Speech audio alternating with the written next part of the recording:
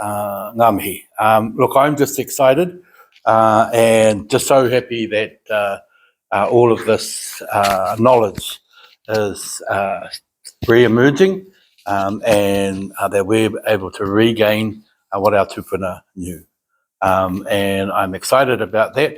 I'm really envious of our 30-year-olds, 40-year-olds and 50-year-olds who now have the ability to utilise this knowledge.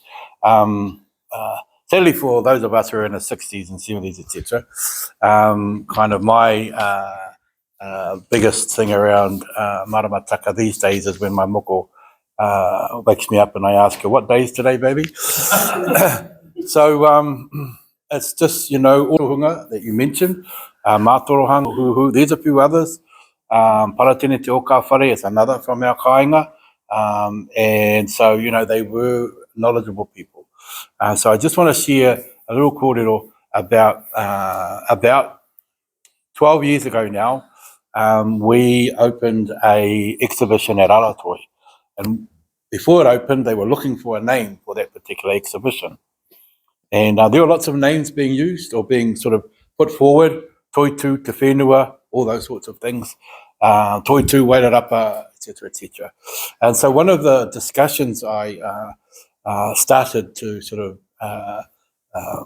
have our whānau talk about was let's think about a name that's appropriate for our area and for both our iwi. So, I mean, Rangitāne, we already have our pepeha, our whakatauki, tini whetu ki te rangi, etc. Kahungunu, we have ours as well, kahungunu, piau, pāua, tukemata, o kahungunu, all of those. But let's have a Wairarapa one. And one of the ones that we suggested was Wairarapa whakaputa moyo, which is Wairarapa know-alls. And of course, it got a few funny looks about that.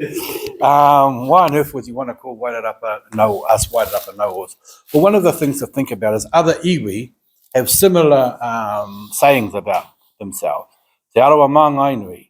I mean, literally translated, that basically means te arawa big mouths.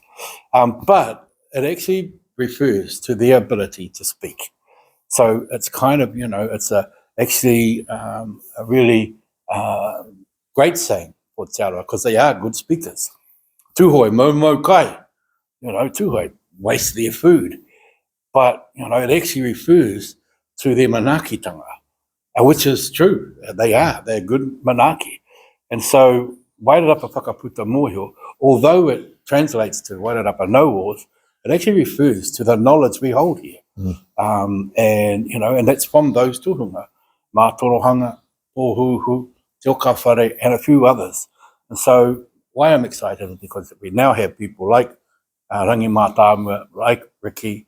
There's a few others around as well, Sunny, of our own, and our kāinga that are starting to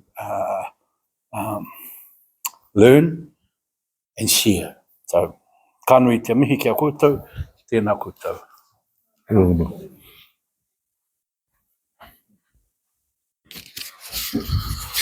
I hope this doesn't run out of battery. It did last time. Tēnā tātou, mihi nui, te sotahi, kia koe, tā tātou nei rangatira, ākua te tai, tonu mai koe, hapai ana i nei kaupapa, ki tā tātou nei whare, tā tātou nei hapori, mihi nui, kia koe rangu.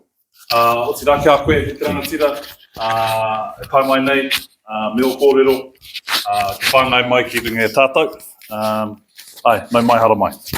O tira kia tātou aku whanaunga, aku piringa, Sonny Brown, te whenua, he ahorua, no tēnei whare, mihi nui kia tātou katoa. So, without further ado, I think we'll get into it. I'll hand it over to our pai kōrero, Riki. So, Riki is from, as Uncle Mike said today, kahungunu and some hononga to us here, to the tupuna that are up on our whare. So, e hoa, we'd like to welcome you now to have your kōrero, and please just, I suppose, 3 things to sort of think about, and you've all got all this awesome stuff that you want to get out of this, and they're all perfect. And but one of the things is just to remember we're we're eating light today, and that's a kaupapa for our wānanga. We're eating light.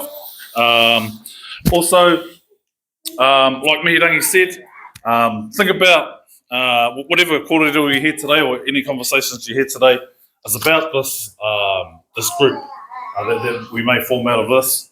And I think too, one of the common kōrero out of this was our Wairarapa, or our own hapori Maramataka, that we can build from kōrero from Riki and our guest speakers that we have today, and over these next three wānanga, and the kōrero that we already have from our tohunga. So without further ado,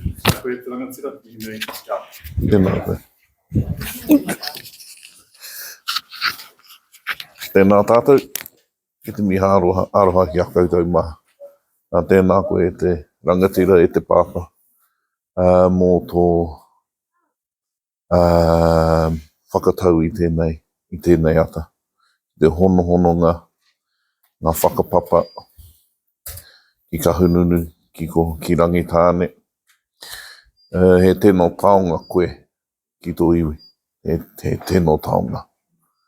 Tō pukinga me tō matanga, tō mātauranga mo te iwi nei ki te mihi ki a koe. Kia koutou mā, ngā rangatira mā, ki te mihi atu ki a koutou. Ko wai e tuake nei, ko tāki te mu te waka, ko rangi te maunga, ko tiwi te awa, ko whakaki te moana, ko whakaki te marae, ko ngā te kahununu te iwi, ko ngai tupu te hapū, ko tēnei te whare o taku karaua. He uri au ngā hapū o ngā te rākai pāka, ngā te pāhau wera, ngā te hene uru, ngā te rangi koia nake. Ki te taha o tōku kuia, ko ruahine te maunga, ko manoa, arongo he atingi o te awa. Manoa tū. Manoa tū te awa, ko ngā te pakapaka te hapū, ko rangitāne ki tamaki nui a rua te iwi, ko ka hukura, haupo te waka, ko Aotea te marae. Ki te tau tōku māma, kei te taitoku ki te nota, ko māmari te waka, ko āmanuwhiri te maunga, ko waimahana te moana, ko ngā te kahuki whangaro te iwi, ko ngā te aukiwa te hapū, ko te puhi o te marae te waka, te marae. Ko Riki Solomon, tōku ingoa. E tipu aki au, i raro te maunga teitei o kahurānaki, kei te rapu ngā tūnei wainga nui i te waiu o Paukawa, kei te ako, kei raro te māhau o te marae o kahurānaki, ka noho i ki wainga nui te hāpū o te rangi koia nake. Kei te ako, ka raro te korua i oku karaua mo tōku karaua me tōku kuia. Ka noho i nei ki tamaki maka round ki te nota. Ko Renee. Ko Renee tupu e matangi tō ioti, Marana tōku hoa rangatira e tōku ruanga tamariki. Kei te mahi au ki Turuki Hauora, mahi a atua, he pāpā, ko au tēnei. It's a privilege to be here. I was sitting here and I'm like, okay, 2 hours. How can I take this into 2 hours? And then I'm reflecting about all our other kai kōrero, because we often talk a lot together. And so I'll hopefully come on an angle that I'm not having to repeat what they're saying, and go off a little bit of diversion. But it's quite, big mihi to Rangitāne in those tohunga that were mentioned, Mātaurahunga and Mairano. And often hear a lot of them being referred to around Aotearoa, and I gently remind them where their mātauranga's coming from. Rangitāne ki Wairarapa and Kahununu ki Wairarapa, and that you're just teaching our mātauranga. And they think it's theirs because they got it from a puka puka, the law of the Wānanga. And I often remind them that he kahununu kōrero, he rangitāne kōrero. And I'll just say thank you. Because if it wasn't for them writing it down, that a lot of that mātauranga would be lost.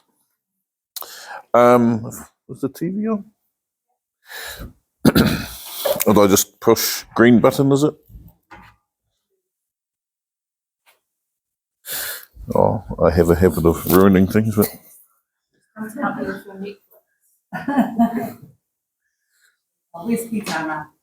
It probably went into sleep mode. Ka pai. So, I work in Tamaki Makaurau. I've been there, I went up there for training, met my wife there, and I've been stuck there ever since. And I went up there because I worked, give it a bit of a context so you know where I work. I worked in Tangihanga. So my background is a embalmer, funeral director. And so we've got a funeral home in Tamaki called Te Rangi Kahu Papa. And I've been there since 1999. Oh, maybe it's not meant to be, but I'll paint the picture with words. The other, then I work at Turuki Healthcare. So we're a Māori health provider in Auckland. And I sit on Te Pai Matua, so which is, not Te Pai Matua, Te Taumata. We flipped the whole model of Turukis from being around health and well-being, our hinengaro tinana. We flipped it to a Wairua model. So we do everything from Wairua first, even had to rechange the way our doctors think, nurses. And so my role there is to make sure we look after that. And I'm also work with Mahi Atua, so there's a couple that have done the Mahi Atua Wānanga, so I work with them as well. And so between these three pōtai, it keeps me pretty stretched. Last week, I was up in Ngāti Wai in Umukaha. And I was out there on Friday and Saturday diving and doing, looking at my mate wanted me to come up. They wanted me to come up and we were filming all the waterways and all the rocks and kohatu and seaweed, kina. And I was like, hey, you're just showing me where all your dive spots are. I know where to come. But it was good. It was just that practical stuff was videoing underwater, seeing where all the crevices were, what's growing there, what's the life doing. So I'm in a blessed role to go and do these different wānanga. And I always pay homage to these two. They are my Koroua and Kuia. That's where I learned a lot from them. So we used to grow big gardens in Te Hauki. And we would...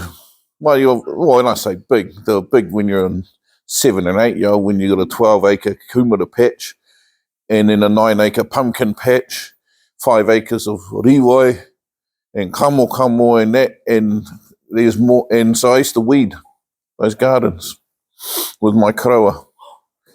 And I thought there must be more to life than weeding. We used to grow, and that's what the main thing is we had these huge sheds full of kai. And whenever someone came, they always left with pumpkin, potatoes, kumara, and storage. Then they were sent home with bags of kai. If someone had shorter kai, he would just go in and feed them.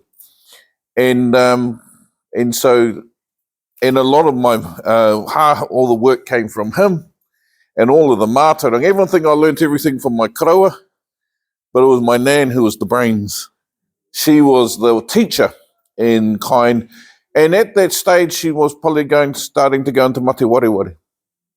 But she would continuously repeat the kōrero and the whakapapa, and then she'll just keep going again and again. And as an 8, 9, 10-year-old growing up with that, it just stuck. And my rest of my cousins, if I'm asked, Nan, you already told me that. And I'll be like, man, you're missing out on as a young kid, missing out the gems that she was dropping in that. The Maramataka that we used was from her. And so they worked right up, and he worked right up on the farm, shearing, gardening, jumping fences. At 87 years old, he was still going. This is him. He was building, this is a fence he did in Rangitāne in Dannevirke. He was still doing the yards down there, building fence. And this was just before he passed away in a car accident. And so, so he would just work, and he'll take Nan with her and have her sawing the bath posts, and she's 88. And what's even more special today, 14th is his birthday of Feb, and 15th is hers. So it's good to sort of share a bit of a kōrero, and gets the old heart going. Dum, dum, dum, dum. Ka pai. One of the things I want to shift our thinking around Maramataka. Love it. I'm grateful to be here at GAA, which is Gregorian's Addictions Anonymous. GAA, because we're all addicted to the Gregorian calendar, and we're trying to overcome that addiction by implementing taha Māori, Maramataka. And in simple terms, Gregorian calendar is the calendars that we follow today. Named after a Pope, Pope Gregory, and created this calendar that followed the solar calendar. So it just gives a bit of a whakapapa what we have. Nothing wrong with that calendar. Don't get me wrong. It leads and guides the whole world. But what that did is that calendar overlaid and went over the top of all mātauranga, indigenous mātauranga. So when I talk about it went over it overrode everyone else's calendars. And in that was a loss of mātauranga. Now, having many Wānanga with rangi mātā mua around the kupu Maramataka, my whole whakaaro was about shifting our thinking about that, because Maramataka he kupu hau. It was a new word that came when the moon almanacs and everything came. And you might hear Rangi kōrero about this, but he shared that the first article, just give a bit of a quiz, the first article that was written by Maramataka in the newspaper, what do you think that article was about? Yeah, it was about kai, but what particular kai? Pardon? Yeah, it was how to make prawa. It was like, what's prawa got to do with Maramataka? So when that kupu, when the moon almanacs came, they would have had to recreate a new word. And that's where we think that's where Maramataka come from. But I think when we use Maramataka, it only encapsulates the moon. And I think what we've been teaching, or been teaching for many times, is re-changing that narrative to ngā tohu o te Taiao. So when we talk about ngā tohu o te Taiao provides all the tohu that we need. It encompasses everything. Ka pai? And so that's, so when we talk about Maramataka, we're talking specifically about the moon. Paian, Maramataka. But if we want to talk about the Taiao, what are all the tohu? Now I don't come in here humbly because you were all the rangatira of the Maramataka and all the tohu here. I'm not going to come in here and try and make out that I know everything here. Hopefully I can give some tools that help, that we guide by. And then from those tools we can grow our own capacity. Papa rereata, he tino tohunga o te Maramataka. You'll hear most of us always talk about Papa rereata as the tohunga, and that we're just the students. And then you got Henny coming this in the evening. She always says she's koe te queen o te Maramataka. She's the queen of the Maramataka. So she has that title. So great that she's coming down. Great that Papa rereata's coming down. I used to travel with him all the time till he moved to the Taitokero. And so, ka pai. So that gives you a bit of a context. Now someone's going to have to keep me on track, because I'll just keep going. Keep me on track. I'm going to start with this. hei ako hei whakariria, hei ako anō. Because when we look at this, it means to learn, unlearn, and learn again. And what we've done is that we've grown up with the Gregorian calendar. We've learnt that. We've learnt all of that mātauranga. And I can tell you from a young age, from about the time that they start talking, we automatically start colonising their mind or educating them around Western timeframes, how to time the day, tell the time, days of the week, months. And a lot of us, why we struggle with Maramataka, because it's been embedded of us for I'm 21 now, so for 21 years, it's been just drummed into me. And so it becomes harder and harder for us to shift our thinking because everything we look through is from that Western lens. And I promise you that you're Gregorianizing the Maramataka now. Because we'll say, when was Rākau Nui? We'll say Rākau Nui was the 13th. Or no, was it 12th? Rākau Mātuhi is the 13th. We're going to say that Takirau is the 14th. We're going to say that Oike is the 15th. And we automatically drop it into a Gregorian time frame. Does that sound about what we do? We may, as of us, might be us in different levels. And we do it. We go, oh, what date is the thing? But Rākau Nui, just to give a context, is from sunrise, sunset. I mean, sunset, sunrise, other way. And we'll go from, it'll be the 13th and 14th. Rākau Mātua is the 14th and 15th. Takirau is the 16th and 17th. Marama? Ka pai. So we have to unlearn. And the last part, hei ako anō, is that with the combination of both of these worlds, with both of this knowledge, we have new light, we have new understandings, and we become the master of both worlds. Ka pai? And at any time you have a pātai or questions, just stop me. I'll probably do more pūrākau, because I think I'll tell more stories, because then we'll remember the story. And it's in the stories that we remember everything. And so hopefully I'll put it all into a narrative. These are our tupuna kōrero. So I grew up in Kahununu, we also call that Te Mātua Maui. And Te Mātua Maui is the great hook. And so one of my favourite constellations is Te Mātua Maui. So we'll talk about that. We'll talk about some whetū. We'll talk about Maramataka. We'll play some games and try and get that into our embedded. Ka pai?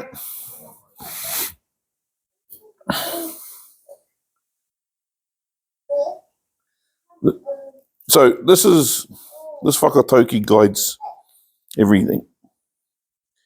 And it's tuia ki te rangi, tuia ki te whenua, tuia ki te moana, karongo te pō, karongo te ao, ka put tuia i te here tangata, karongo te pō, karongo te ao.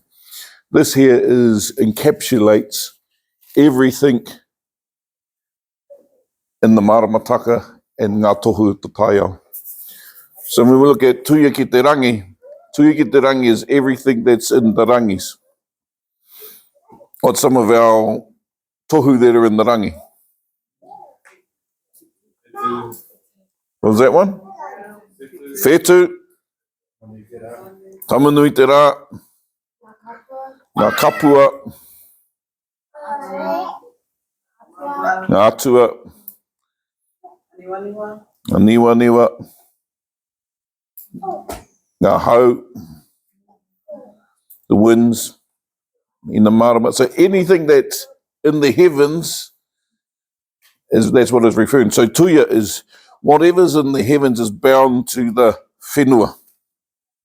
So when we look at whenua, what's some of our tohu on the whenua? Rākau. Was that one?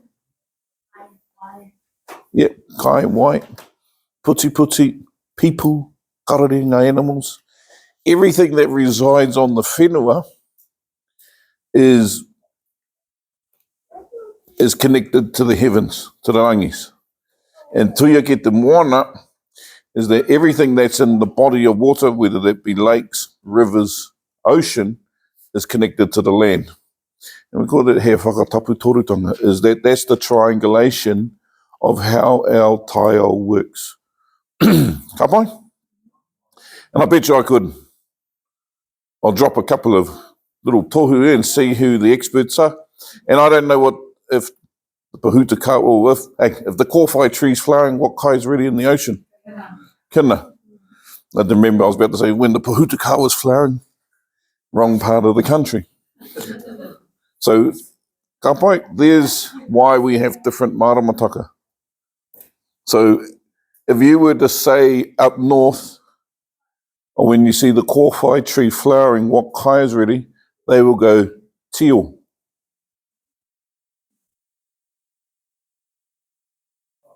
Ka pai? That's why we have different, different areas will be flowering at different times. So the Tai Tokiro will always flower before the rest of Aotearoa, and as Tamanui Te Rā moves from Hene Takarua to Hene Raumati, then everything to the south starts flowering. And that's where our tūpuna are able to trade, because their kai would be ready, and then they could ship their kumara down, their taro, and there would be exchanges of kai. Ka pai? So it's based on different tohu. And then when you have those different tohu, then you have slightly different names. So I would say every 25 kilometres would be a different Maramataka. Every 20 to 25 kilometres a different Maramataka. Not saying that the heavens are different, rangi, but the tohu on the whenua are different. So 25 k's different Maramataka. So just because the Maramataka and the master doesn't mean that it's the same at the coast. Yes, it's going to be different based on different tohu. And so why I say 25 kilometres, why do you think I say every 25 kilometres?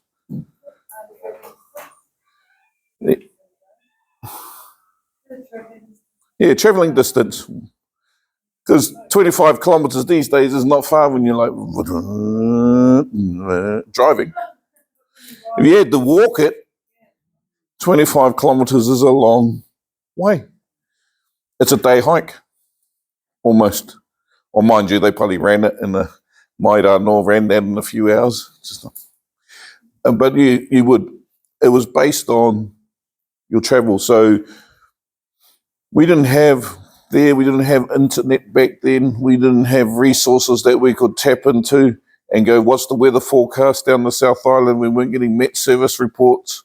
They would just study their environment, and then they would understand that. That's why it's so important. Then we look at a Wairarapa, Maramataka, it could be ki te tonga, ki te nota, ki te rāwhiti, ki te uru, and looking at the different parts of Maramataka. And I would assume that there were different Maramataka here, because there's a coastal Maramataka, which is based on Tangaroa. Then you had an inland Maramataka, which would be based on Tamatea. And that's how you tell the differences between the two. Is if you have more Tangaroas, you know that it's coastal. If you have more Tamateas, then you know it's inland. Marama?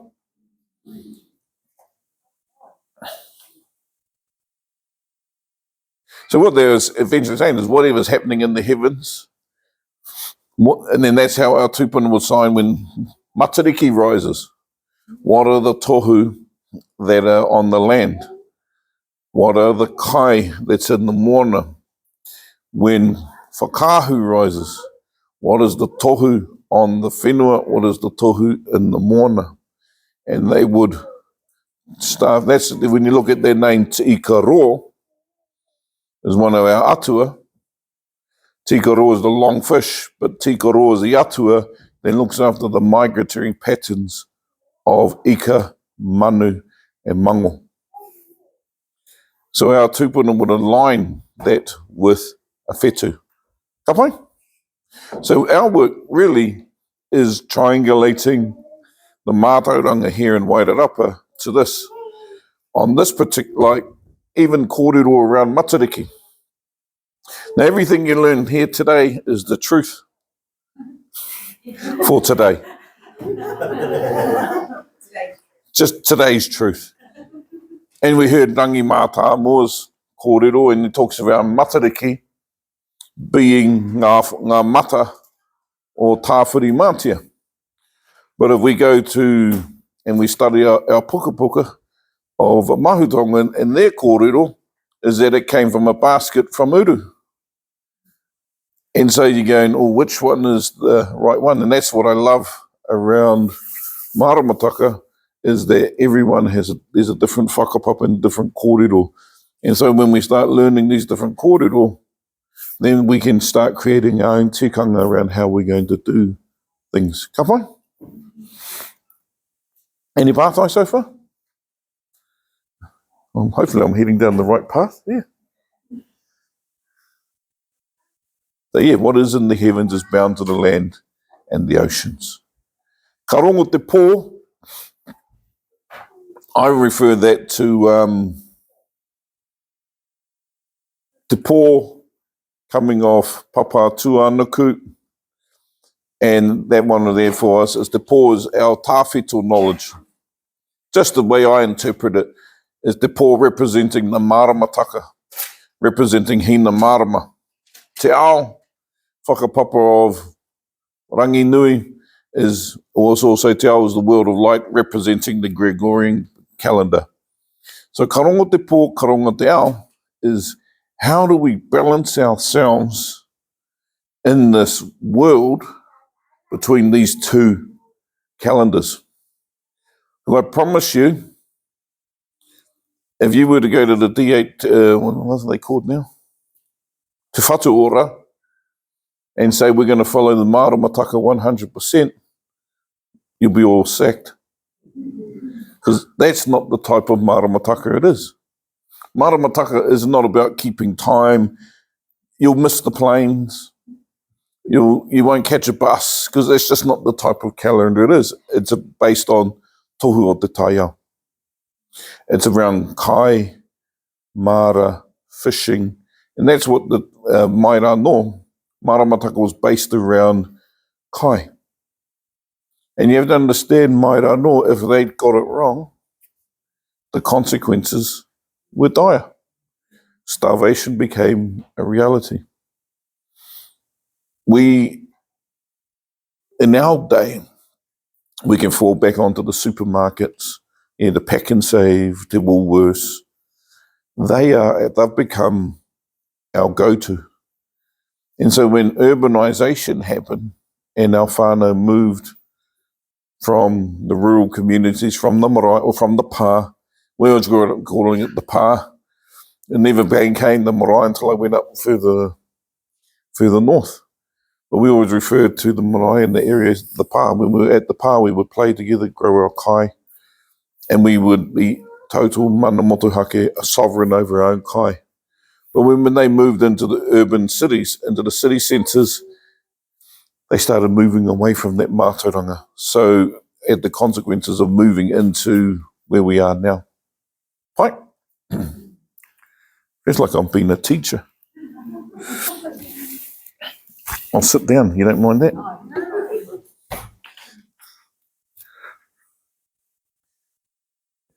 I feel like I'm lecturing.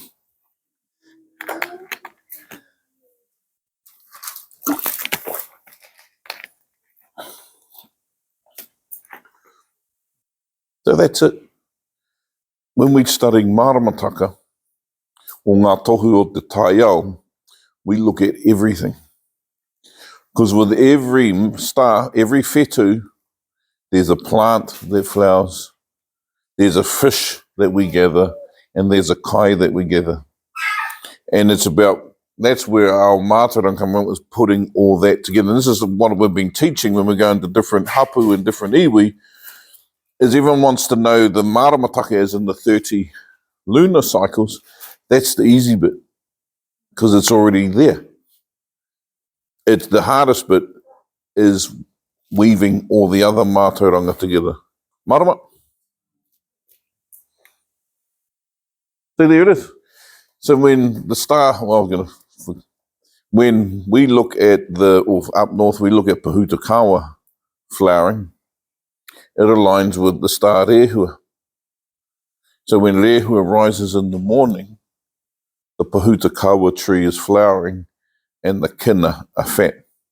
So what would be the tree that flowers here in Wairarapa around December? Pahutakawa? Yep. Any other trees? My granddad used to say The harakeke? when the gorse is yellow. Which one? The gorse. Yep. Well, yeah, that's always finds a little gap and makes itself its home there. So when does Te Koka? Yep. When does the kōwhai flower? September? Sometimes in July. Yeah. So around September-ish. When we're talking around Maramataka, it's all ish. It's not like firm, it's like September-ish. Maramataka is in this ish space. You go off September, especially when you look at Kawana, you look at the flowers that put the to the elbow, so and it's in the pink flowers and the spring flowers starting to come into the season, and the flowers one of the biggest. Mm-hmm. And that's usually get September, October. And then you would look at it and go, well, what's the fetu? And that will complete the cycle. So we look often are looking at the tohu of the whenua and the tohu in the moana, but the bit that got lost is the tohu o Ranginui. So then you would go, then you can go, oh, for us it's called whakaahu in September, or when whakaahu rises, then we know that the kōwhai tree flowers, we know that the kin are fat, we know that the pākake and the tohora are on their way from Te Moana Nuia, Kiwa. We know that the tuna, ka hoki mai ana ngā tuna, the pepe tuna, and so we can start lining all those up for our rohe. Yeah, inanga. And so there's a kōrero up in Kahununu, ka karangatia rehua kia hene mona ka hoki mai ai ngā mokopuna. Is that rehua and hene mona had some children. And this was from Papa Don Hutana. We up in, he whanaunga o Rangitāne. The kōrero is that when rehua is on the land, rehua calls the hene mona and said, send back our children. Which is the inanga, tuna, what else is there? Coming up there, well, can't remember. All those fish that migrate there are coming back onto the land because of rehua. Coming up, we're at this time of the year, we're in Ruhi Te Rangi. And when we look at this constellation here, that little star there is called Ruhi. E ka taka mai te waiwai ruhi o ki rungi te whenua ka kata mai a Papa Tuanuku. What they're saying is when Ruhi rests her foot on Papa Tuanuku laughs. And so you would have felt a shift over the last couple of weeks in the weather. Well, that's an assumption because we up north, but the heat of the sun has become more intense over the last couple of weeks than any other time. So when we go back to that fetal moon, which was just over 2 weeks ago, and up to now, the sun has become hotter. And what this is talking about is that Ruhi's foot rests on the stool of Papa Tuanuku at this time of the year, and ka kata mai, what they're referring to is one of the phases of our Maramataka known as Matiti Kaiwai, is that Papa Tuanuku begins to crack because of the intense heat that Ruhi brings, and that she will crack open, and that's that Matiti Kaiwai. She begins thirsting for water. Marama? So in a lot of our kōrero, and in the I always say that Maramataka is whakapapa. There's nothing else. It's just understanding the whakapapa of our atua, and when they're at their highest and lowest time.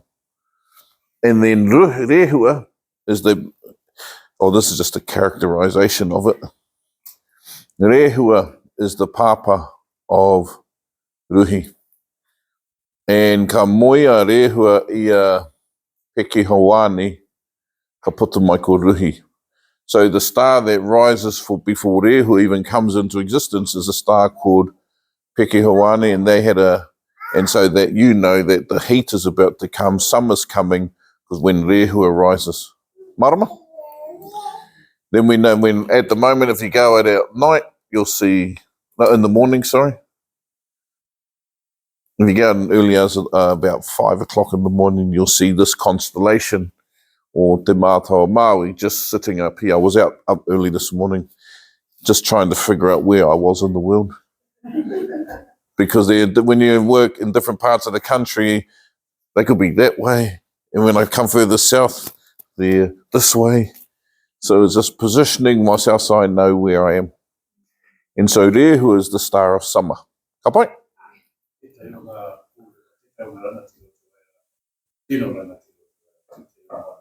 Oi. And then one of this audio is mentioned a lot as well. But it's a line and one of the verses. Mahuru tiko tiko I ere, te mahuru ai o te mata e o te tau. And I'm like, I think it has sort of something to do with around that time. Yeah, I looked at that one because we learned it when I was young. I didn't really know what it was. And so when we looked at it, because that's another name for autumn. Ne? And so my whakaaro, because they always talk about that pūtanga hunu being the legacy and the knowledge that's passed down. What I think it's, for me, from a Maramataka perspective, is that ngāhuru is when te kokata is that then they would start setting up their bird traps. And then they would be gathering the manu. And then what that was is that they would then put the manu into te pūtanga or the hinu, as in that they would cover them in oil, and so that became the fat that sustained you. And so it's sort of like playing around with that. So there's lots of gems in that Oreore o Tūtere Moana. So we know that when autumn or ngāhuru approaches, that the birds are at their fattest because they start feeding up. Because we've got to look at the last phases of our summer is that our native trees start flowering, our karaka, the miro, right in the summer. And then they're feeding up. So that's where the fat and the gold of the knowledges is in the manu. Beautiful. Any pātai?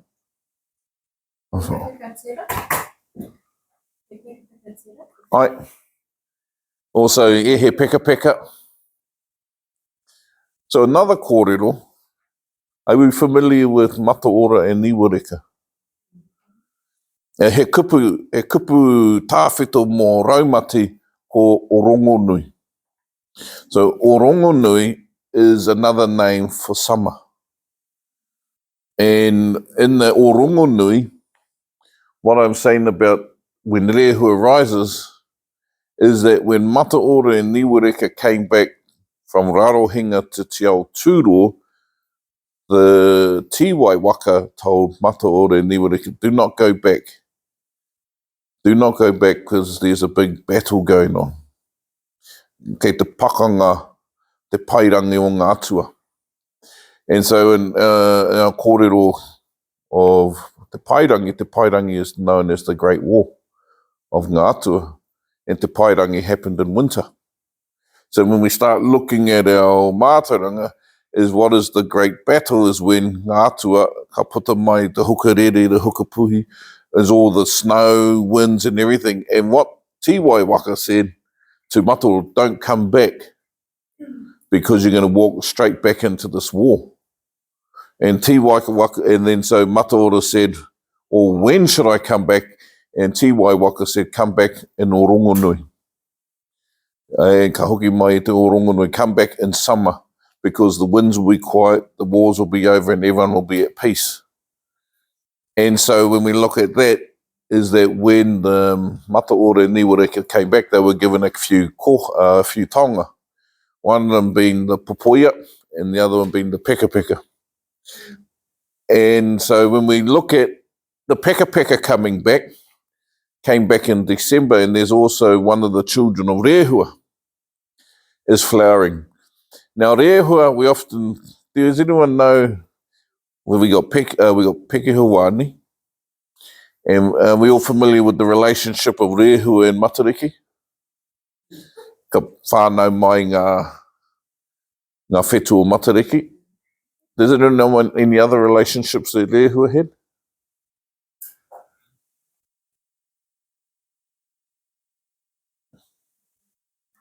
One more. It aligns with Matariki, and is called she's called Puanga.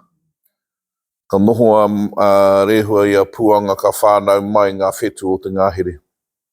Is that from the union of Puanga came the stars of the forest. And Rehua and Puanga, their children, are the flowers, trees that flower in winter and summer. So what's some of the trees or plants that flower in winter? Yep. Wānanga. So the Wānanga is a child of Rehua and Puanga. So when Puanga rises, the Wānanga flowers. Another one is familiar with the Fofo Paku, is the 5-fingered broad leaf. We call it Pātiki. Don't know. Pātiki, the 5-finger. Yeah, it could be another. Yep. So when in winter they berry purple, and in summer they flower. So when they berry, oh no, is it the other way around? I always get myself mixed up. So when they berry, that's when we know Puanga has risen, and when they flower, we know that Rehua has risen. So they're known as the children of Puanga and Rehua. But another one is called the Puarenga.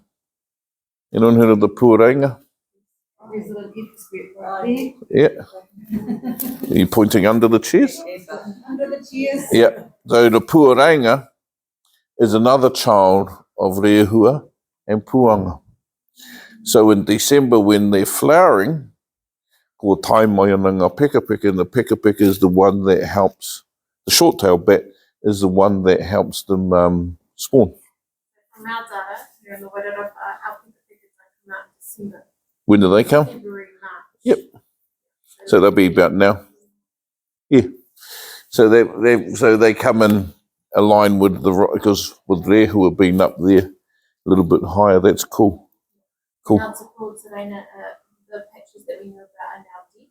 Yeah. So what we're trying to do is translocate where our are, so that we can translocate the reports. Yep. We actually think that during that period they might be, my Matua might fix it. They might be going for the banana passion fruit tree. But during that time, the Marama, when we matched all the data, we think that they're going for the Kiokio fruit. They might be going for that as an alternative. Cool. Yeah. And so one of the modes, they're beautiful, and one of the motiri that Mata Ore Niwareka come back before they arrive to Te Aoturo is called Te Ranga. So when we start looking, it starts weaving in all of the hiding of the Whiro. It's also the hiding of our Taiao. Right? So yeah, so another so it's about looking at the Taiao through a different lens.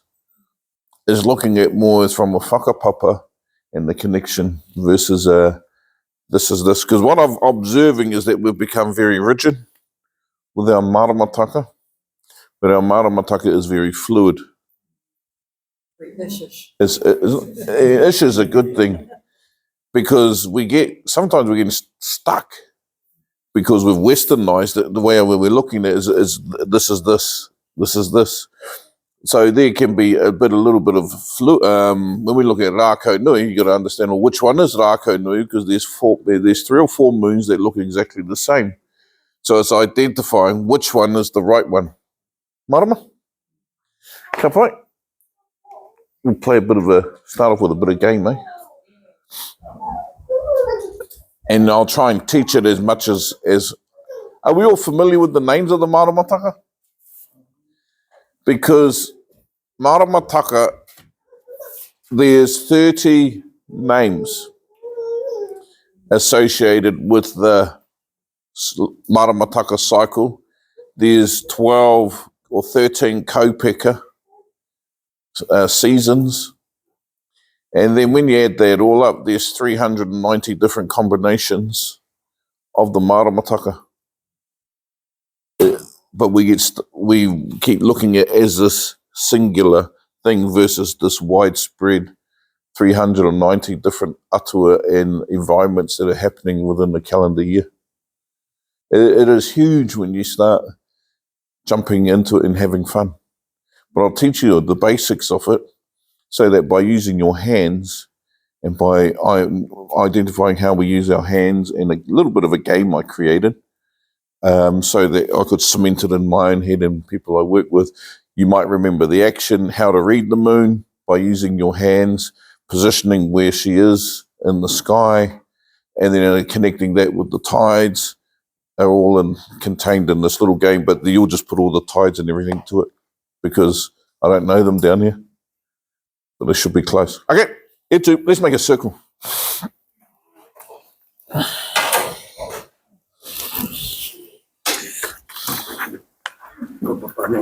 Oh. Try and get back out. Oh, then nice circle. Come in if you can't see. We can make our circle a little bit tighter.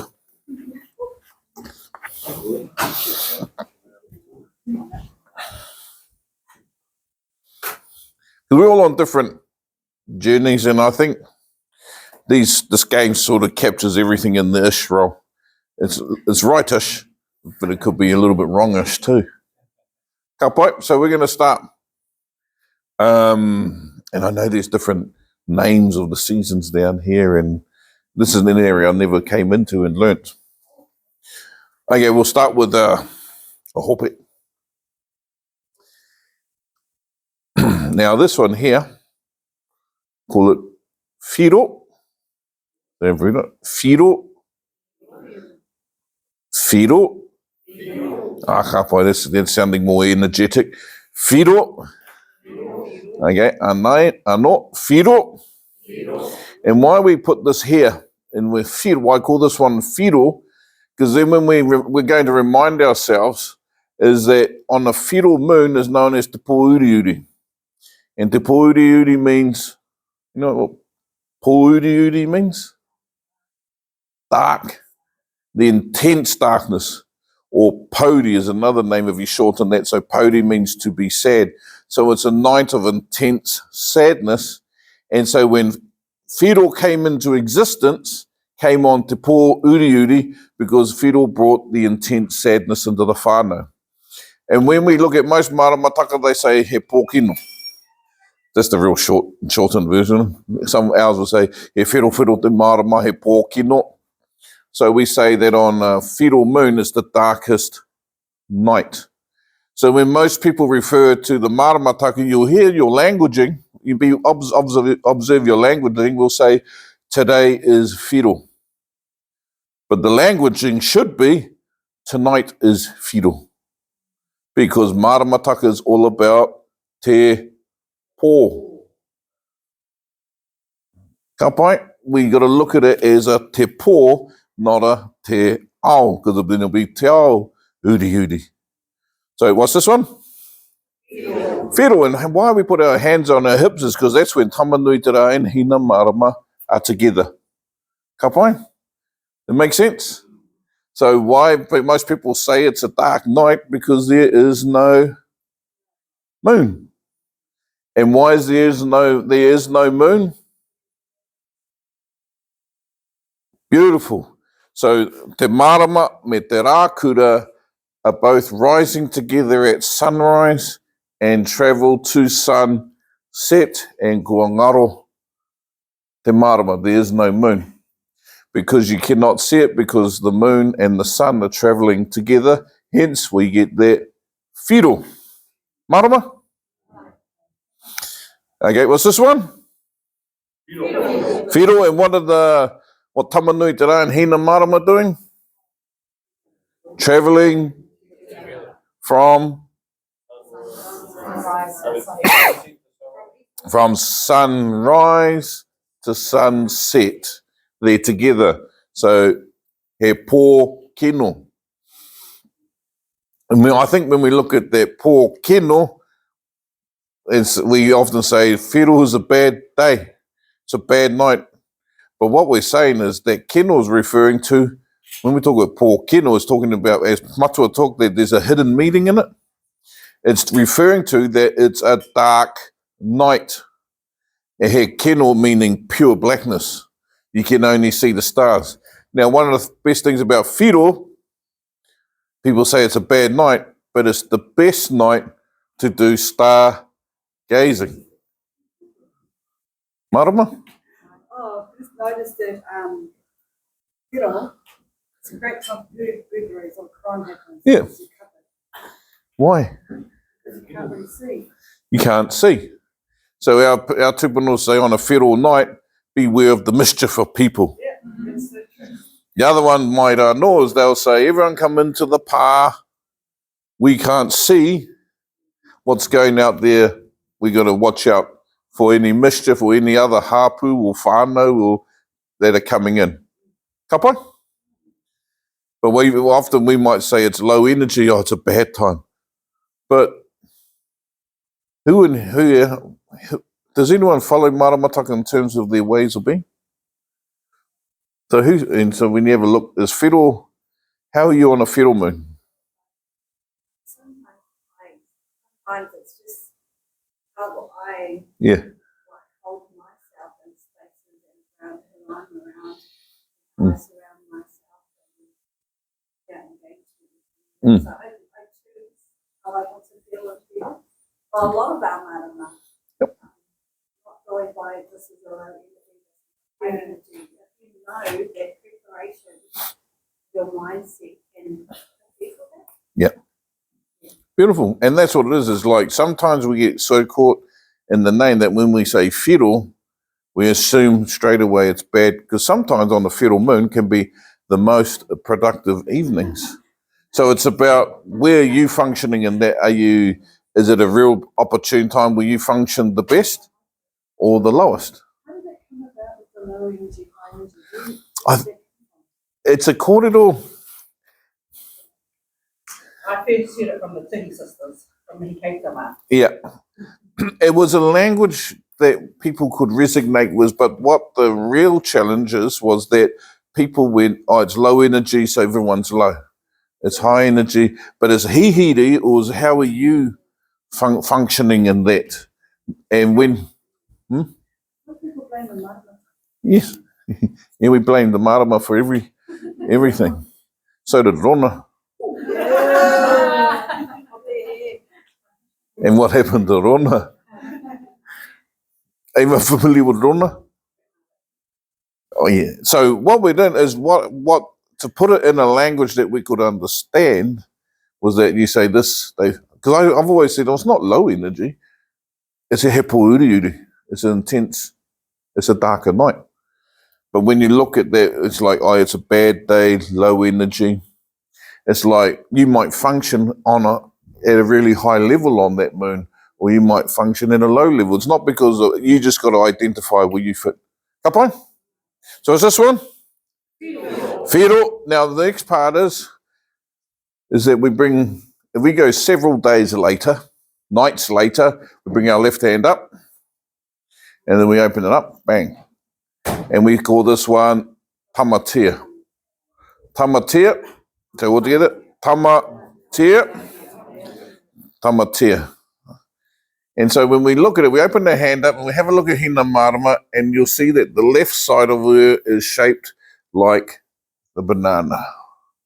And when you get into mid-tamatea, you often get the half moon, or they call it gibbous moon, waxing. And so what we do is that we look at that, we go, when it's left-hand moon and it's about a half a moon, we call that one tamatea. Ka pai? So what's this one? This one? So tamatea. And so there's many kōrero. I like to tell the rest of Aotearoa. We're referring to tamatea ariki nui and tamatea pōkai whenua. But tamatea can be referring to the atua of the fire nights. So tamatea is an atua fire. Tamatea is an atua of the red skies that we see. But also, in our kōrero, we often say that in a lot of the Maramataka, that tamatea phases is that they say be careful out in the ocean and in the water. So tamatea, I think, for other whakaro that we have, was shortened from tāwhiri mātia. Marama. But that's not proven, right? But because most Mara, it's an assumption on my behalf that most Maramataka say be careful of the winds. So tamatea could be tāwhiri mātia. Okay, what's this one? Whiro. Tamatea. Now, how we identify the tamatea moon is because each day that the sun rises after whiro, the moon is about an hour behind.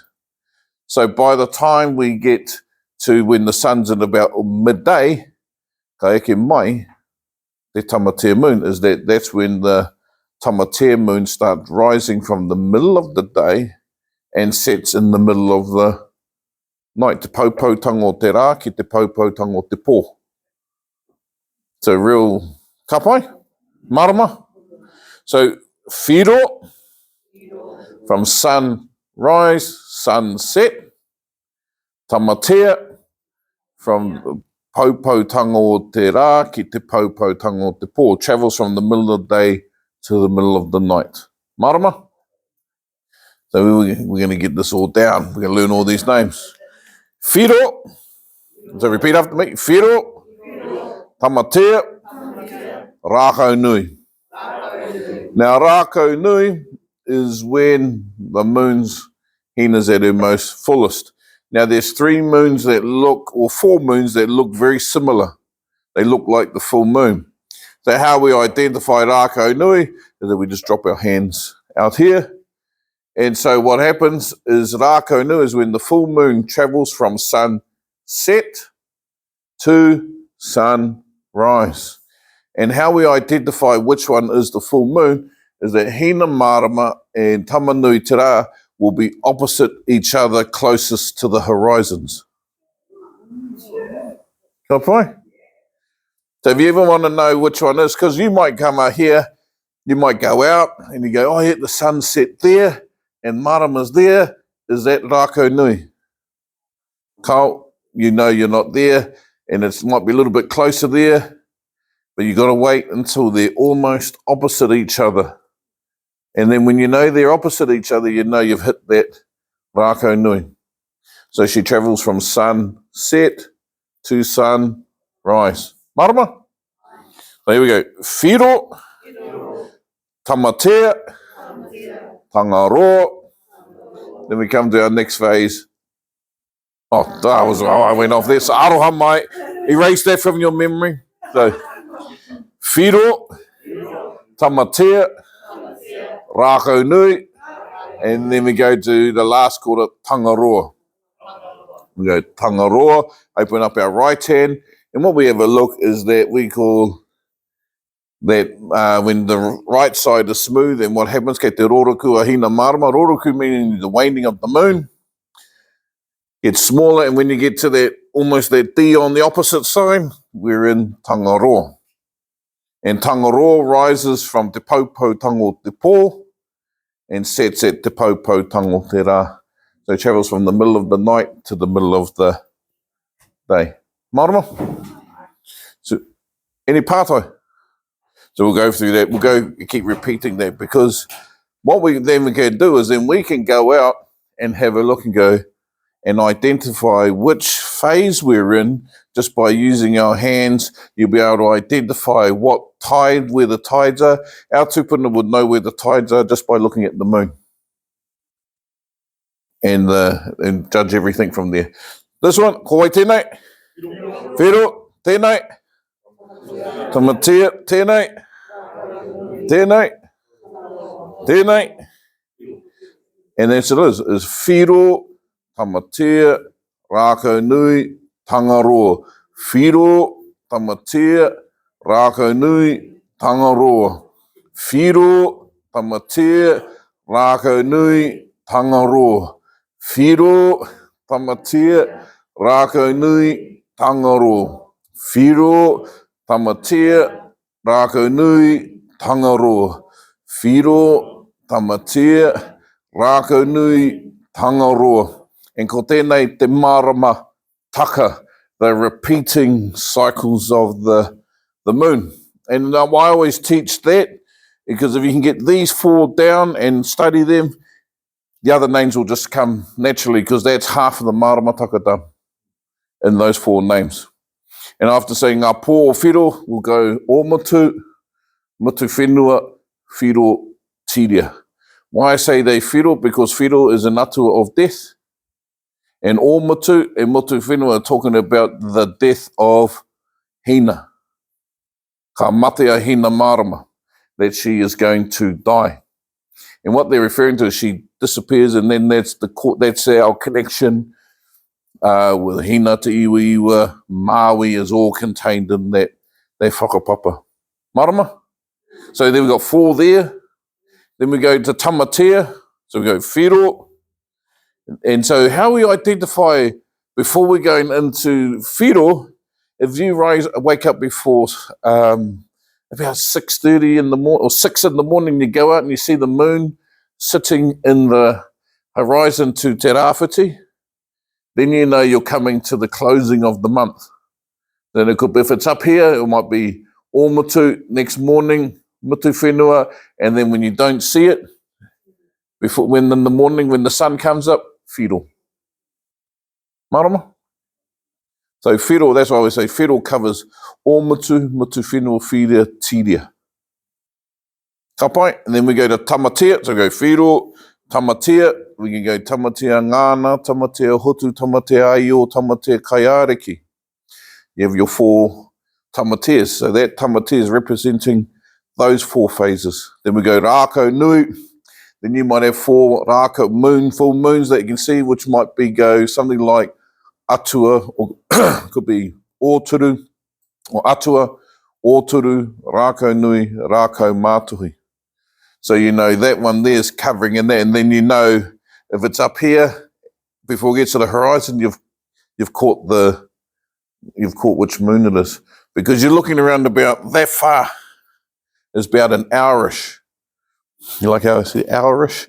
So if I'm up here, and the moon's up here, and you got about a 15 degrees, you know that's an hour to down. An hourish. About an hour, 2 hands-ish. Yeah, about 2 hands, you know you're about an hour away. So you know it's almost to the horizon that the next morning's going to be, or the next night's going to be that moon. So from rākau nui, then we go to tangaroa, and there's tangaroa mua, tangaroa roto, tangaroa kiokio, tangaroa whakapau. And then she starts working her way down. Marama? Any pātai? So without even saying the words, we'll just do the actions and go say them in your head. So we'll ka tīmata.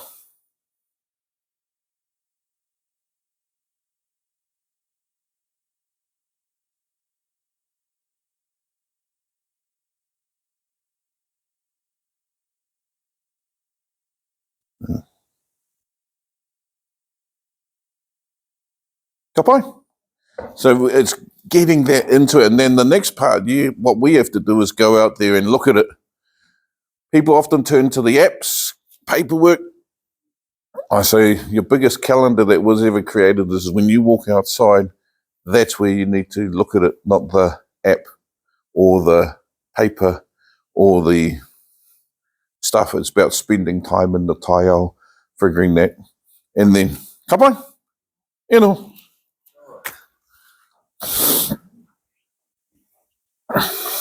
So what we might do is just jump. Oh, how am I doing for time? Plenty of time. Oh, that's flying, isn't it? What time am I going to?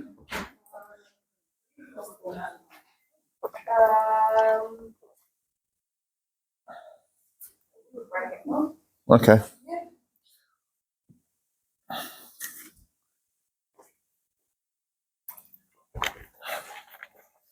So when you look at that,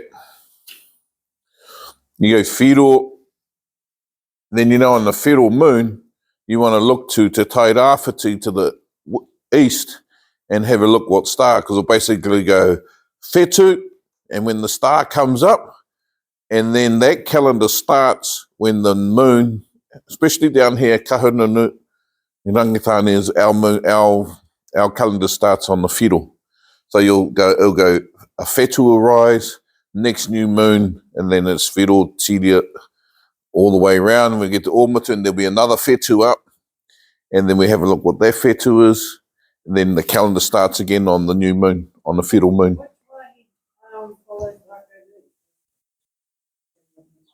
Sorry, what was that?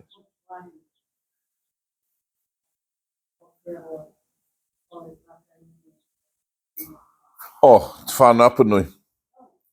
So some people often will go, oh, isn't Te Whānau, is a Nāko Nui the beginning of the month? No, oh, that's Te Whānau and a few of the iwi up north.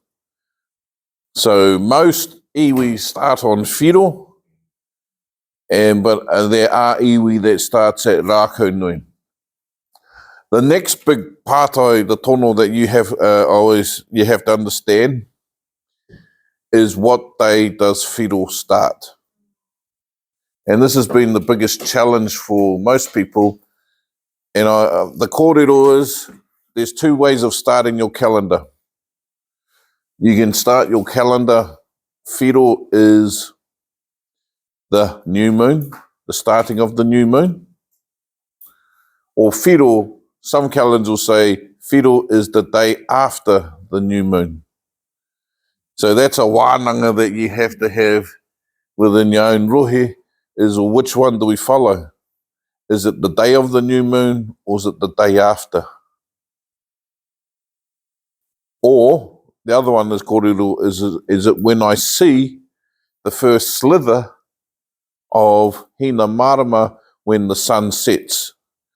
So remember when they sunrise, sun sets, and then a couple of days later she's slightly behind. So when the sun goes down in the horizon, then you see the first marama I whanaki, the first crescent of the moon, and then that is people say, oh, that's Whiro. So you have to look into your whakapapa books and have a wānanga, what is going to be our tohu to start the calendar. Because if I go a little bit further up, back home, ours is on the new moon. If I go up to Ngāti Pro, it's the day after. And there's an opportune time. There is no wrong or right. You just got to understand, when do we start our calendar? And then you just follow that. Does that make sense? What does it mean when sometimes you wake up in the morning, daylight in the moon, the Marama is still in the sky? What would that wahama? When you wake up in the morning and she's there, like you get up at night time and she's there. And still there in the daylight. Yep. That could be either a tangaro moon. Because remember, she rises in the middle of the night. She travels through the night and through the day as well in the morning, and then she'll disappear. So that would tell me that she's on the second half of the month. Now, if I see the moon during the daytime and it's still there in the evening, then that tells me it's on the tamatea side of the moon. Is that clear? Yeah. So we often think, because most people go, oh, I thought the moon disappears in the daytime. No, we got to remember, put it this way. Tamanui te rā he tāne. Hina marama he wahine. Tamanui te rā, one job. One job. Sunrise, sunset. E wahine is up during day and night and doing everything, or they can do multiple things. Ka pai?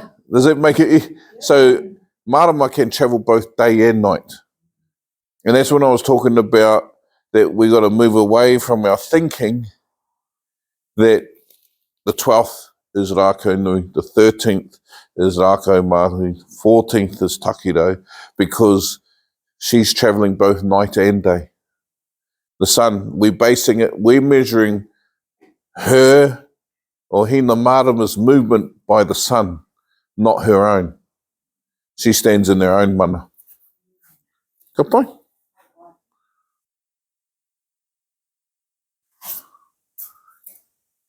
So that's just hopefully that will give you the knuckle of the 30-day calendar. So we'll go, when I look at this, when we look at when Rehu arises, when Rehu is in the sky and it's the next new moon, people go, the star's not there. But the star was up there a month or two ago. Yeah, but you can't start it until the moon comes around because it's what we call a lunar stellar calendar or a whetū marama calendar. It's based on, it goes star, then the moon, star, then the moon. What we're learning is just moon, moon, moon, moon. But there's other factors of that we need to weave in, like rehua. Coming up next month, in the next turn, we're going to have a few stars that are rising into Tairāwhiti and the Rāwhiti, which is Poutu, Te Rangi and Whānui. And those are going to, they might be in the sky now, but it's been a bit hazy. They might be there, but you can't start the calendar until the moon gets back to Whiro. Marama. Then we get to winter, Hotoke. Then we have Matariki rising. But in Kahununu, we say Puanga Matariki. Because or we say, yeah, what we've done is this whāngai rangi mātā mua's kōrero. It is matariki, puanga matariki. We look at both. We don't just look at one. And if you go over to the Tohu Uru, go to Taranaki Whanganui, they say puanga.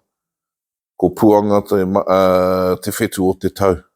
Come on this side, and it's called ko puanga matariki ngā whetū o te tau. You go to the Tai Tokiro, it's called puanga te whetū o te tau. You go up to Tūhoi, they'll say ko matariki te whetū o te tau.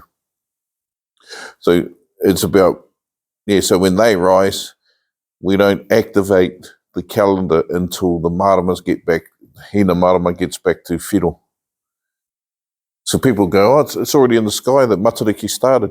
Yep, Matariki's there, and Puanga are there, but we don't start our Maramataka calendar until that moon hits that Whiro moon. Maramas are helping? Ka pai. I'll jump over to a bit of a pūrākau. And this one's based on a bit of a kahununu kōrero. Now, Whiro, can you tell me when there's about 15 minutes left? So I want to teach you how we use the whakapapa o ngā atua in Hauora.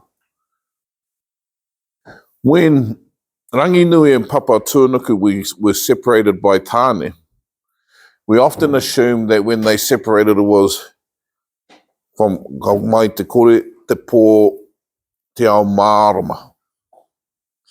But there was a phase in there called te Taiao. And te Taiao was that when Ranginui and Papa Tuanuku separated by tāne, they still remained in darkness. There was no light. That little speck of light, that hina tore, that they observed remained a hina tore. Because a glowworm can't grow any brighter than it is. That hina tore is a glowworm. And so Tāne, and why that all eventuated, because Whiro told Uru, get lost, or be quiet. So Uru, everyone familiar with Uru, te ngangana? Uru was the tuakana, the mātāmu of the whānau.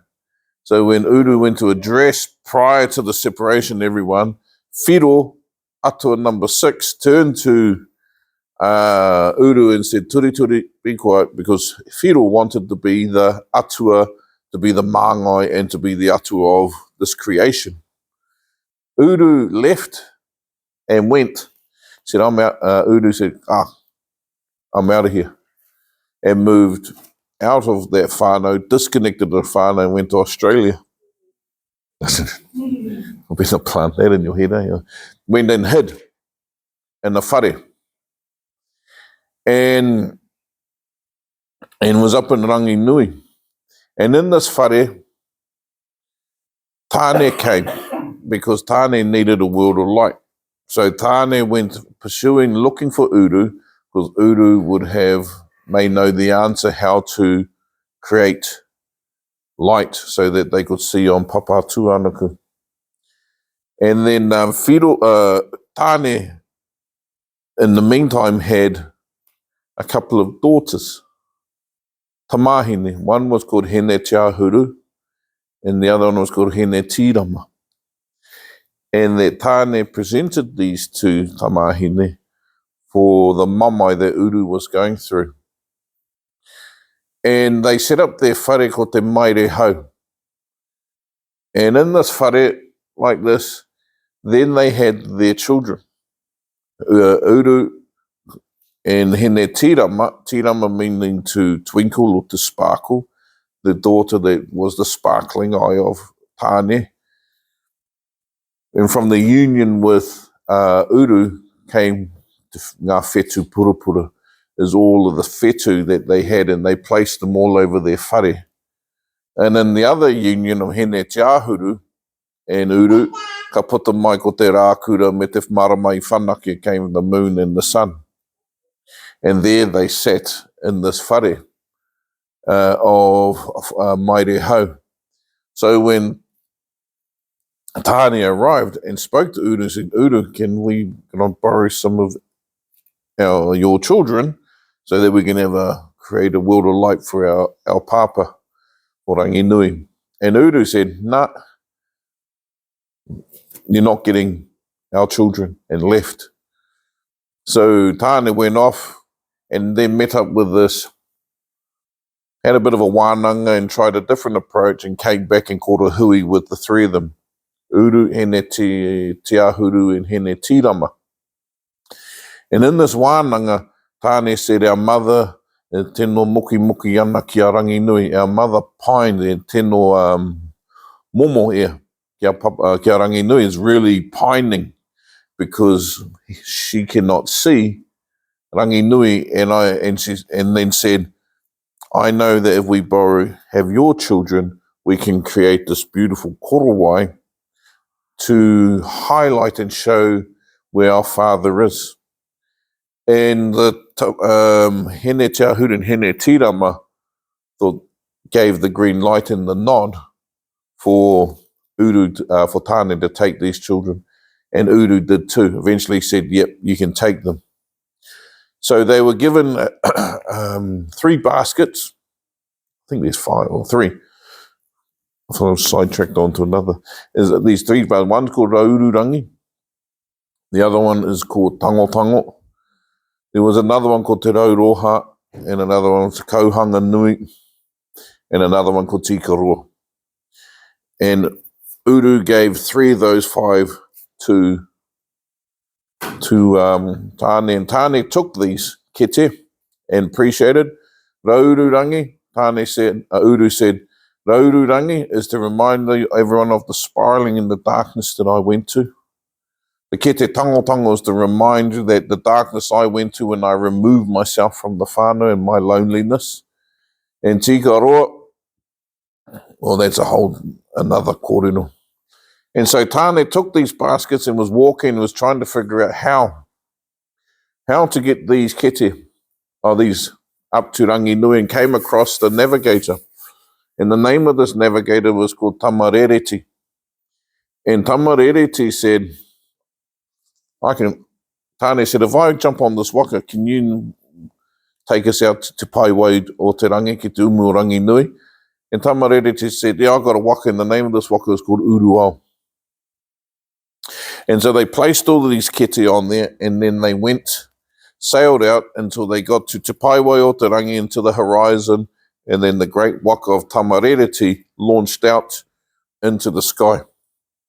And as they were navigating, Tāne was reaching out and placing the different whetū, Matariki, Puanga, Ruawahia, Whānau, and te mea, all these whetū were placed all over Ranginui and whetū ao, the different planets. Pariaro, Kōpū, Meremere Tuahiahi, and Rangahua, Rangawhenua, and all these different whetū were placed out. And then went to the puku of Ranginui, and Tāne put the moon, te Marama whanake, onto the puku of Ranginui, and then into the other basket of Raururangi, put te Rākura up onto the chest of Ranginui. And then when they put up these stars that Tamarereti and Tāne broke out into a haka, and while they were doing this haka, Tika Ro, then the kete of Tika Ro fell off, and then that spread all of the Milky Way, and Tika Ro is the Milky Way, and Tika Ro is the Atua number 12 in our kōrero. And Tāne sort of understanding that Te Rākura would be an intense heat on Papatūānuku, summoned another two atua by the name of Rongomai Tahanui and Rongomai Taharangi. And then we go to the Oreore of Tūtere Moana, where Papa was talking about kia ari mai tō tāringa ki te whakarongo ko ngā rā tāringa Rongomai Tahanui o Rongomai Taharangi. Rongomai Tahanui is the korowai that when the sun, or Rongomai Taharangi is the black cloud that follows the sun when the sun is setting to provide shelter for Papatūānuku, is on the right side, and Rongomai Tahanui is the black cloud that is in front of the sun, so providing this whole korowai of protection around Papatūānuku. And Rongomai Tahanui and Rongomai Taharangi also the atua of listening and ears, and the two ears. So when we sit under the stars at night, our tupuna would listen to them, but not with their ears. They would look at them with their eyes, but not titiro, and see the stars, but not with their eyes. And so our tupuna mastered the Taiao by not just looking with their eyes and ears, but going beyond that. And it's a very wairua. So when they did everything in the dark, it would be unusual for them to have a wānanga in the day. It was always into pō, because then you would rely on Rongomai Tahanui and Rongomai Taharangi, that you could see them, but not with your eyes. You could hear them, but not with your ears. And when you mastered that, ka oho ake. Oho ake means your wairua, you begin to awaken. And rongo wairua is when you get titiro, whakarongo, ka oho ake, ka rongo te wairua. And so when we're looking at the stars, we're not just looking at them with our eyes, but the intuition. Our tupuna would look at a tohu. They wouldn't just go, oh, it's this. They would then wānanga ia pō, until they had figured out what that tohu meant. Marama? So when we look at that, that is the creation. And so when Uru spoke, he said, when you plant these stars, these tears or my pain is to remind you of the darkness that I went through, and look to my children, our children, the whetū purupuru, and they will navigate you in your most darkest time too.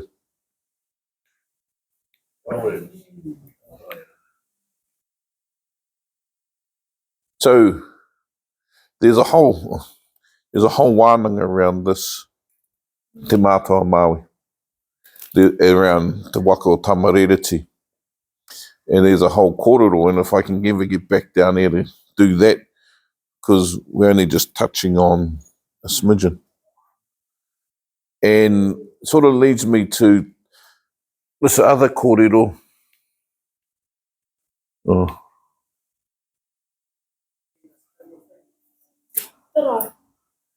Oh well. And then it went into Te Pō. So when we look at that, tamariri or everyone know how to find Te Mātua Māori? Everyone heard of that? Or The constellation you hit up with Ringo and that. Yep, that, the other name for it is Te Mātua Māori. That's one. The other one is called Uruao, which is the waka o tamariri. And that is called Te Tauihu or Te Waka o Tamariri. That is the front of Tamariri's waka.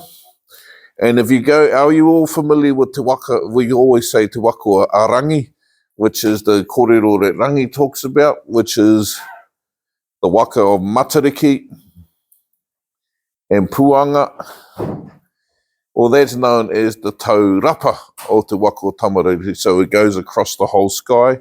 Then you'll hear the kōrero, might know the kōrero around Mahutonga, or Te Punga is also known as the anchor of Te Waka o Tamariri. And so that anchor, and then the two pointer stars, known as Ranginui or Rangiroa, I can't remember the English name for them, but they're known as Te Taura. So yeah, we have a look over here. So there's our Southern Cross, known as Te Punga or Mahutonga. Over there's those two stars, are known as Ranginui and Rangiroa, but also known the far Alpha Centauri. The furthest one is always known as Pātiki. So this constellation is known as the Pātiki Tiki. And so all of our whetū, when we look at our kōwhaiwhai panels, they're all contained in a lot of the kōwhaiwhai patterns. You can see all the different stars known as the whetū purupura. And Pātiki is one of our most significant, as a tohu that you see in most wharenui. And Pātiki often means abundance, wealth. It's also talking about that we're rich and sustainable. But it also is talking about Pātiki in the rangi. So whatever's above is below. Tuiki te rangi, tuiki te whenua.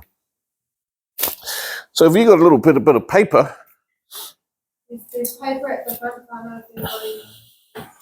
I'll share a little bit of a model that we created, that we use at Matariki, not Matariki, at Turuki. There's also some keys.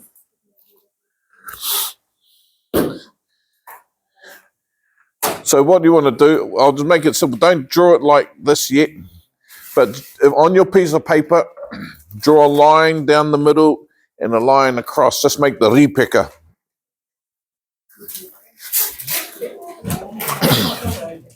You might be able to use this with your rangatahi, use this with your whānau.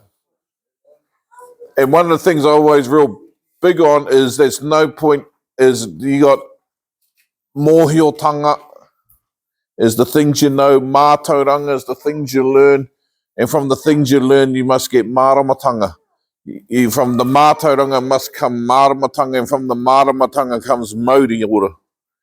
So when we're learning something and you're listening, one of the things that we're trying to do is how do we shift it from just the world of knowing, because we have this saying that we always use, knowing makes no difference. Mātauranga doesn't mean you know anything, it just means you know something. From mātauranga must come maramatanga. And that's what I always been a big kōrero that prior to Maramataka, it was called Maramatanga. And why I said as our tupuna study, the Tohu, from studying the Tohu came the enlightenment, and from the enlightenment came the world of life. And so one of the things that we created around using the Southern Cross is how do we get our people to use it in the modern day? And so he came up with this model called Te Whetinga o Tō Whetū, which is how bright is your star shining, and known as the Pātiki model, the Pātiki Tiki model. Ka pai? So with those four, then on each axis, what we want to do is on the top one, put Hinengaro. On the right-hand side, put Tinana. On the left-hand side, put Wairua. And on the bottom, put ngākau. Marama, and then you want to put 12 little lines. So on your axis, go 12 all the way up. In the middle is just draw a little circle, not as big as that, just a little circle, and that circle is known as whānau. So we're all familiar with the he tino rangatira ia, tā mason. So using his whare tapa whā, we sort of changed it to ngā whetū.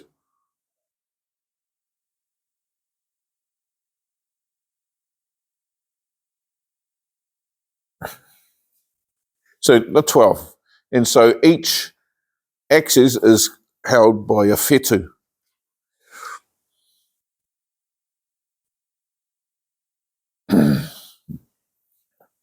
So if everyone done that? We're still drawing it? I'm going to ask 4 questions. Well, 4 questions, I'm holding up 5 fingers. 4 questions. He 4 pātai. And he ngaro. There's a whole pūrākau that hangs around each name, but because we'd be familiar with he ngaro, the he ngaro is in terms of your mind, well-being. If you look at your he ngaro in the last 7 days up to today, where would you rate your he ngaro? And just little dot, 1 being the lowest, 12 being the highest. Now, whatever he ngaro means to you, not comparing to someone else, but just in your own mind, where do you think you are? So he ngaro, 1 lowest, 12 highest. Why don't what dogs have? Pardon? Why want dogs have? No, it's all designed, this is all based on pūrākau atua, so the 12 rangis. So there's a whole Wānanga could be the 12 whetū, kei a koe is. Next one, tinana. Tinana on the right side is specifically put there and is designed based on the stars. Tinana is however you rate your tinana. So in the last 7 days up to today, where would you rate your tinana? Now, don't compare to anyone else. Like if I was to compare myself to Jason Momoa and The Rock, I'll be a 15. But, you know, we often compare, but it's just how do I feel about myself, my tinana? I could be going through unwellness, but I still feel great.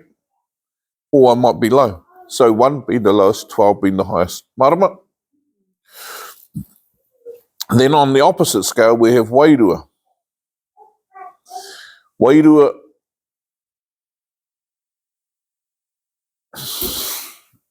and wairua, whatever wairua means to you. It could be just purely wairua, it could be spiritual well-being, it could be my religious well-being, aiaha, kei a koe, wherever you think you are, wairua. And when you look in the last 7 days up to today, where would I, as a collective, why we look at it as a collective? Because you could have a bad day in there, but it doesn't define the whole week. So in the last 7 days up to today, where would you rate your wairua? 1 being the lowest, 12 being the highest. Ka pai? Now, everyone would assume whānau would be on the scale. But why I put not whānau on one of these scales is because whānau sits at the centre of everything we do. So the whakaaro is if I take care of me, my whānau will get the best version of me. And it's at the centre of it. So when we look at ngākau, or depending on where, some will say ngākau is emotional well-being, relationship well-being. It could be manawa as well. But ngākau is when I look at my relationships with myself, my relationships with my whānau, my relationships with my work colleagues, my relationships in the community or the hapu or the marae. When I look at their relationships in the last 7 days up to today, where would I rate those relationships? 1 being the lowest and 12 being the highest. So just put a little dot where you think that is.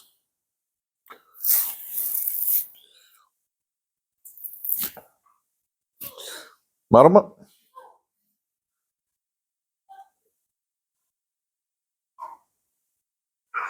Now, you'll notice that up there is called, that those two pointer scars are called te taura. And so what this is about creating my anchor.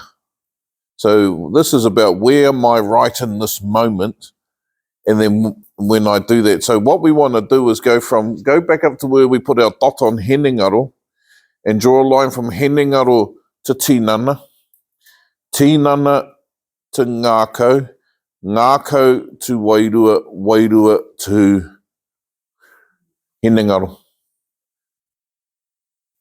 And there we have our Pātiki.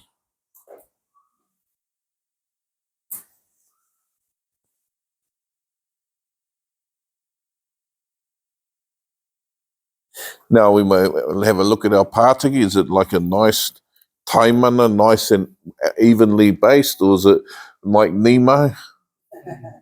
One fin's and the other fin's not as big as the other fin, or has it got a short tail, or has it got a low head? And so it allows us to have a little snap look of where am I right in this moment.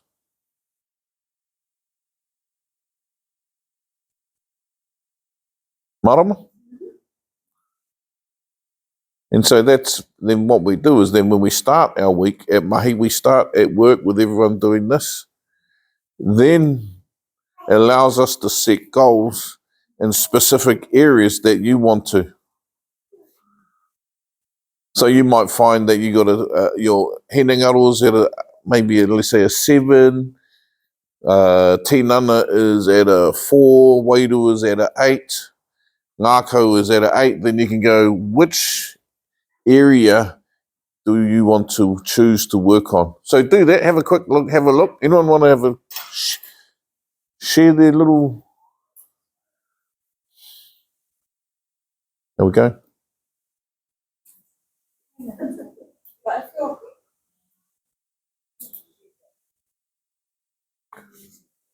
I scaling back, so mine said up on my numbers. I didn't know how to number it off. So how do you number it off? So you just go 1 to 12. There's 12 little notches up on each axis. Yep. So that's from the center, go up 12, and then on the bottom go down 12, and then on the right go across 12 notches into the left. So there should be 48 total dots on your little piece of paper. Well, much of a draw up my brain, but one's pretty time under shape. Yeah. That's because I'm in our whare and I'm here, my wife here, my father here, good kōrero, because Amber's not here. We were reading some old manuscripts and it was the exact kōrero you just gave, bro, and I was just confirmed for heaps of stuff. Yeah. So yeah, a couple of 10s, a couple of 12s. Cool. And so, yeah, anyone else? They're beautiful. It's just a marker, yeah. Yeah, no, well, one of the, we also, in the office, we trialled a Maramataka quotient that was developed up through one of the MIL. And what we found was when we ran it just ourselves in the Tohu, we were like off the scale living in our mana. But what that throws up for me is that it's the environment that we get to work in. So I don't know what it's like for our whānau who don't get to work in our environment. So we skew a lot of data. Skew though. It's a good skew. Good skew. It's a good skew, but it might make us think that we are better off than we are. I don't know. Yeah. So what they would then do is you add up all those numbers. What you would do is you take your 8, and then it'll give you a scoring rating. So if you add all those numbers up together, you'll have a total number, and just put that on the right side of your paper. And it's not to say that there's anything wrong, because we could all be great, and that's all. But what we can do is then we go, well, how do I measure myself? because we often find that we are quite hard on ourselves when it comes to scoring, or we might be very generous to ourselves, but it's just a guide. It's not, this is the way. I like the addition of Ngāki Ngāko, so in my one, so I do a square. Mhm. I do, obviously the numbers for me. Yeah. And so I think I might change it, because I based it on a couple of that. Yeah. I'll probably still stick with it. Yeah. Ka pai? And Usually is this just like a self-check-in? a self-check-in. And if you were to work with rangatahi, with people, whānau, and I suppose because in the environment that we're in, it pulls for us to be, we're real, like with the mahi I do, I'm just so grateful every day for the work mahi I do. I'm in my environment that has me be me and thrive. But there's whānau out there that aren't. And so what we do is I'll get a whānau come in and they might just go 1, 2, 2, 1. And I said, the key to give them what this model does, I always tell our whānau, no matter how dark you feel you are, you're still shining. No matter how small you think that dim that light is, you're still shining, you're still here. And what that allows us to do is to anchor exactly where they are. Then we start setting goals with them. And so next week when they come back in, our goal is not to get them from a 1 to a 10. Our goal is to get them from 1 to 1.5 or 1 to 2. Because that no matter, and then we just increase them over time. But we use this with Te Mātua Maui. Te Mātua Maui is the hook that we use on that journey. So this is what it'll look like. If you go out 5:30 in the morning before the sun rises, look up to the Tairāwhiti, and you'll see this. If I just happen to come wandering down here, we'll go out and we'll do some stuff in the morning and the evenings, because there's a whole corridor. There's Maui mua, Maui roto, Maui taha, Maui pai, Maui tiki tiki o Tāranga. It's all in this hook. And we use this journey as the journey that our whānau go through. And we just, next star, and then that's the whakapapa of that star, and we're using the anchor all the way through their haidinga. So our whānau are not only just getting a Wānanga, but they're actually learning stars and whetū and the pūrākau behind each of those names. So they're also learning our kauwairunga mātauranga in the part of their healing and reconnecting back to the Taiao that way. So then when we have a look, ultimately the last star on the hook is known as Shola. That's what the navigators will call it. But it's called Heke Nukumai, after Hector Busby. The idea is that as we journey from Rehua, Ruhi, Rehua, and through all these stars, by the time our whānau finish with us, and we finish all these wānanga, you're your own kaihautu of the Taiao. So hopefully that when we're learning this, our whole objective is that you become tēnō mana motuhake, tēnō rangatiratanga to your own Taiao. You become the kaihautu, not anyone else. Do we get copies of the slides? Yeah. I just got to finish my paper. I'm writing this all up, and then it'll be all submitted out. It'll be a model. We're designing a whole program and measuring and everything. So the whānau, working with whānau, it shows them how bright it's got their stars as they're mapping their journey. We map them with the stars. We map them with Te Mātua Maui. And we're just about finished. We have to hopefully finish it in the next couple of months. Great Pato. Great model. So when you're working with the whānau and you're working up from the 1 to 1.5, Is there leeway? Because we're a little bit like the tides, even the wellest of us, Yep. the best of us. So we're like up and then come down, up and then come down. Kahupo toiora, kahupo toiora.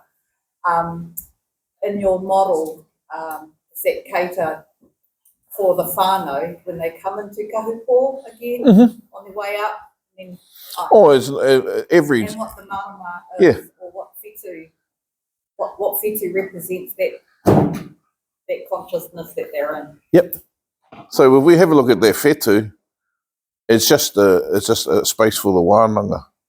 And then also in that is the Maramataka for the week. So then you can go into, this is the phase of the Maramataka, then we can start tracking them, their emotion, their well-being, and by the Maramataka as well. So there's a whole corridor behind that. And then if we go a little bit further, see these 4 stars here representing, just to give you a bit of a knuckle, represent Maui Mua, Maui Roto, Maui Taha, Maui Pai. And they were the siblings of Maui Tiki o Tauranga. Now, they always thought Maui was a hoha. And so as an organisation, our job is to work with the Maui Tiki o Tauranga, and that these represent, could be them, their whānau, the organisation that brought them in there, and coming back into their first whetū, and then it's called ruhi. And ruhi means, I can't remember, I just spoke about when ruhi puts her foot on the ground, the cracks appear. And so that first Wānanga is sharing that kōrero about ruhi, and then trying to understand what are the cracks that are happening because they're thirsting after something. And then you would do your Pātiki. And each time they come in, these represent the Wānanga, that they come in, and each has a pūraku, and each has a... And so each time they come in, we do a Pātiki, next Wānanga, Pātiki, next Wānanga, and so we can map everything in. Are you keeping your goals? These are the goals for the week. And that could be over 1 month to a year. Marama? Awesome. Which then brings us to Matariki, and why we put everything in that order. Why it went Henengaro, Tinana, Wairua, why didn't it go around in the circle in Ngākau, is by following Matariki. When we look at using that framework, tuiki te rangi, tuiki te whenua, tuiki te mōna, tuiki te rangi representing another name for, when we look at the rangis, that's the henengaro. On all the states of different henengi. Pōrangi, haurangi, wārangi, rangirua. The rangi represent the different states of mind. And so when we look at the whakapapa of Matariki, the 2 stars that represent the heavens are Ururangi, which is the winds, Wairangi, Waipunarangi, which is the rain. Then you come down to the right side of Matariki, you got Tupuanaku, Tupuarangi, which represents the kai that grows above the ground and below the ground, which represents the tinana. Then you come over to Waiti Waita, is fresh water flows to salt water. Waiti Waita is Wairua, the 2 waters, Wairua. And then Ngākau is represented by Hiwi Te Rangi and Bahutakawa. One is around dreams and ambitions, and the other one is around legacy and tupuna. And so when we hold our wānanga, we're always operating within these, this constellation of whetū. So it's about, how do I take tāwhito kōrero, because it's nice to go and look at Matariki, but how do we apply it tuiki te rangi, tuiki te whenua, how do I bring that